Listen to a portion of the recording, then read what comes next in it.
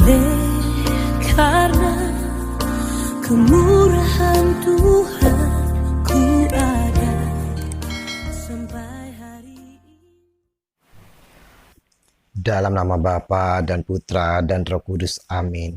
Shalom Aleihim. Berjumpa lagi dengan saya pada perenungan hari ini, tanggal 3 Agustus 2020. Tenanglah, aku ini jangan takut. Renungan hari ini diambil dari Injil Matius 14 ayat 22 sampai dengan 36. Saudara-saudaraku yang terkasih di dalam kasih Kristus, selama kita masih bernafas, kita tidak akan terlepas dari masalah. Suka ataupun tidak, setiap kita harus menghadapi masalah. Dan masalah itu bisa datang kapan saja. Tidak bisa kita duga. Datang secara tiba-tiba tanpa kita harapkan. Tidak memandang usia maupun status kaya ataupun miskin. Bahkan saudara-saudara, kadangkala masalah itu datangnya bertubi-tubi di dalam kehidupan kita. Mungkin saat ini kita pun sedang menghadapi berbagai macam masalah yang begitu mengganggu kehidupan kita. Bahkan sampai menghancurkan pikiran kita.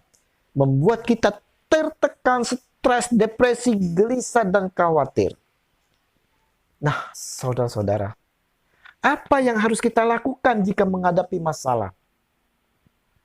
Dalam Injil hari ini kita melihat bagaimana para murid menghadapi masalah. Mereka mengalami badai di mana kapal mereka diombang-ambing oleh gelombang karena angin sakal. Dikatakan di dalam Injil Markus 6 ayat 48. Ketika ia melihat betapa payahnya mereka mendayung karena angin sakal, maka kira-kira jam 3 malam ia datang kepada mereka berjalan di atas air. Ternyata saudara-saudara, Yesus peduli akan para muridnya yang menghadapi masalah. Demikian juga saudara-saudara, Yesus pun peduli dengan setiap kita yang sedang menghadapi masalah. Yesus peduli dan mau menghampiri kita. Namun apa respon kita? Sama seperti para murid yang merasa terkejut dan ketakutan karena dikira melihat hantu, yang mana sesungguhnya saat itu Yesus sedang berjalan di atas air menghampiri mereka. Para murid kurang peka atas kehadiran Tuhan Yesus. Pikiran mereka masih secara duniawi. Dan inilah kita saudara-saudara yang mana kurang peka atas kehadiran Tuhan Yesus di dalam kehidupan kita. Sering Yesus menyapa kita di saat-saat kita menghadapi masalah. Sering pula kita abaikan. Kita sering merasa bahwa ada hantu di dalam kehidupan kita, sehingga kita menjadi takut. Tetapi saudara-saudara, hari ini Yesus meneguhkan kita, tenanglah, aku ini jangan takut. Ayat 27. Kehadiran Yesus di dalam kehidupan kita, saudara-saudara, pasti akan mendatangkan damai sejahtera dan sukacita penuh. Namun, kalau kita masih merasakan kekhawatiran, ketakutan, gelisah, berarti kita masih diintimidasi atau masih dibelenggu oleh ikatan iblis. Kita masih hidup di dalam keberdosaan. Kita perlu melepaskan belenggu itu dan kita perlu bertobat. Pertanyaannya saudara-saudara, bagaimana kita dapat menghadapi masalah dalam kehidupan kita yang bertubi-tubi ini? Bagaimana kita bisa terhindar dari ketakutan, khawatir, gelisah dalam menghadapi masalah ini? Di dalam Injil hari ini kita bisa belajar yang pertama. Kita harus berjalan dalam ketaatan. Tanpa ketaatan kita tidak akan bisa melihat kebesaran Tuhan. Berapa banyak orang yang tidak taat akan perintah Tuhan, yang tidak dapat melihat mukjizat-mukjizat yang dilakukan Tuhan Yesus. Begitu mereka mengalami kesulitan, masalah yang rumit, mereka tidak dapat menemukan jalan keluar.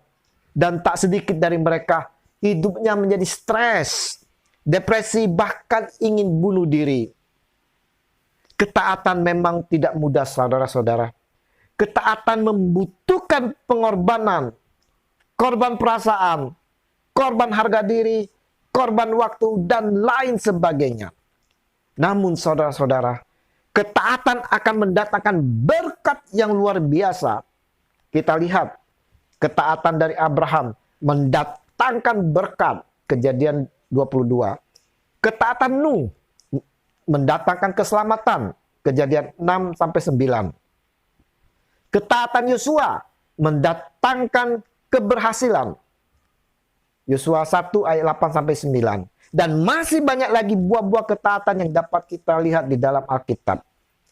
Nah, saudara-saudara, adakah ketaatan di dalam hidup kita, saudara-saudara? Yang kedua yang harus kita pelajari dari Injil hari ini, memiliki kehidupan doa. Yesus sendiri yang adalah Tuhan mengambil waktu dalam kesendirian untuk berdoa. Doa adalah nafas kehidupan setiap orang percaya. Doa adalah jalan menghantar kita untuk bertemu dengan Allah dan menarik kuasa Allah bekerja di dalam kehidupan kita.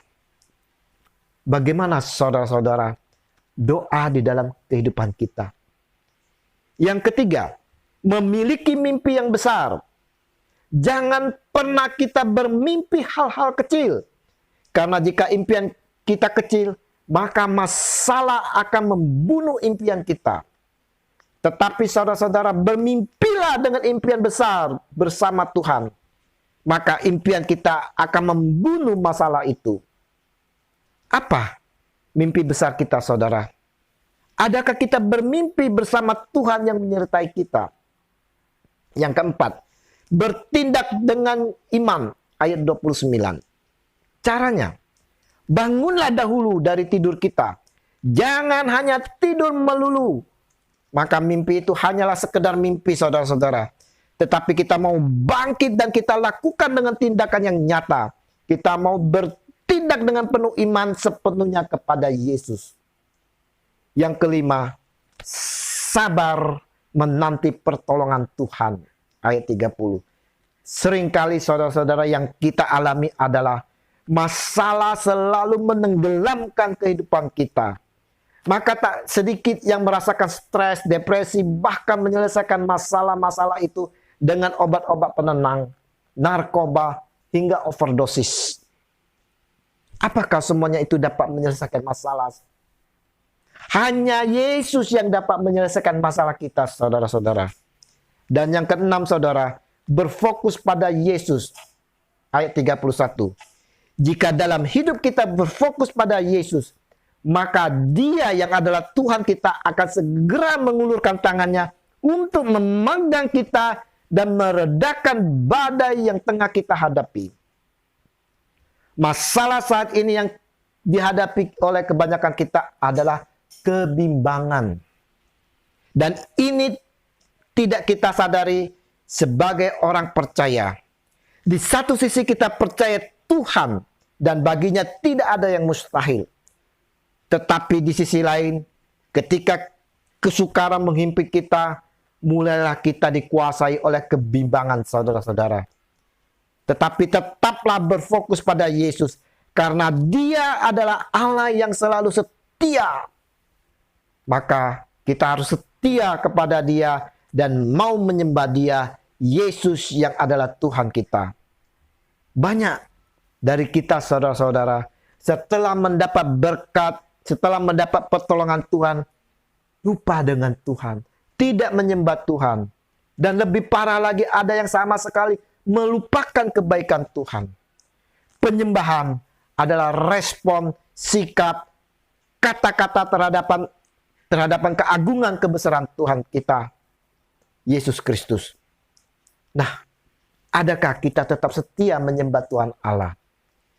Injil hari ini, saudara-saudara, mau mengajak kita semua, saya dan saudara, untuk selalu berjalan dalam ketetapan, berjalan dalam ketaatan firman Tuhan.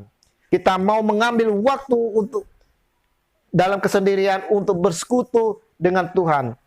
Kita boleh bermimpi besar asal bersama Tuhan Yesus dan mau bertindak dalam iman bersama Yesus setiap mimpi-mimpi kita. Kita pun diminta selalu sabar dalam pertolongan Tuhan, karena pertolongannya tepat waktunya. Hiduplah saudara-saudaraku selalu berfokus kepada Yesus yang mampu menyelesaikan semua permasalahan kita. Dan kita tak lupa saudara-saudara, mau selalu menyembah Dia, Tuhan kita yang telah menyertai kita dan memberkati kita.